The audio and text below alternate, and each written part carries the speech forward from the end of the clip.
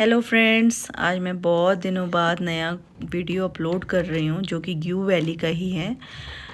आपने हमने सब ने यही पढ़ा है कि इजिप्ट में मम्मी हैं, तो आज मैं आपको भारत की मम्मी के बारे में बताती हूँ जो कि एक सेल्फ ममीफाइड हैं, मॉन्क हैं, जिनका नाम था लामा सांगा तेंजिन।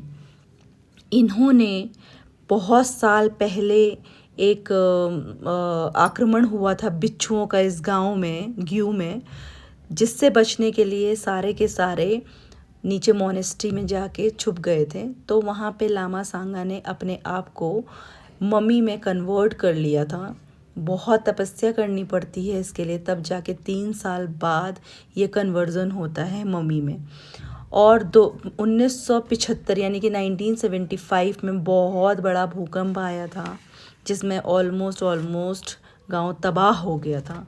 आईटीबीपी के जवानों द्वारा किए गए रिसर्च में या खुदाई में हमें ये मम्मी मिली थी 1981 में।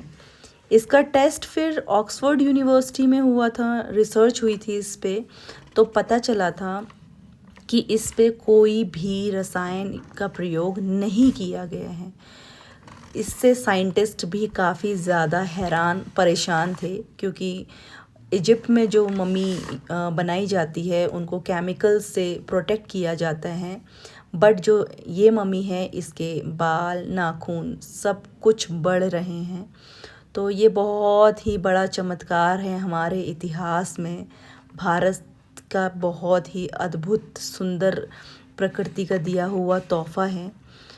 तो ये लोकेशन है वो 13,500 की फीट में है, और यहाँ भारत का सबसे पुराना बौद्ध समाज रहता है।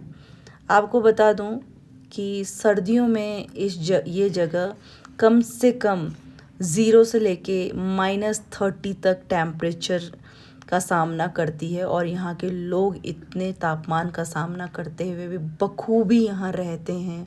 बहुत ही सुंदर जीवन व्यापन करते हैं यहाँ पे, और बहुत ही सुंदर जगह है ये, बहुत ही सुंदर मोनेस्ट्री। यहाँ की जो कला है, इन्होंने जो मोनेस्ट्री के अंदर जो कला की हुई है, देखिए आप, ये सब हैंडमेड है। कितना सुंदर भव्य ये बनाया गया है इसको।